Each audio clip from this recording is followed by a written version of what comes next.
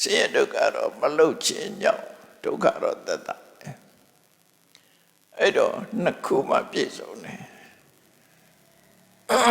မင်္ဂလာတော့မှလည်းပဲမြတ်စွာဘုရားကဟောတာ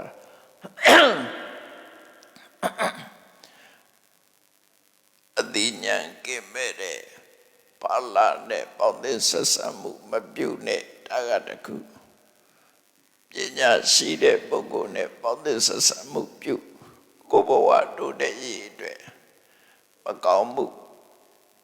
အတိပညာကင်မဲ့တဲ့ပါဠိကကိုယ်ဆွဲချတော့မှာနော်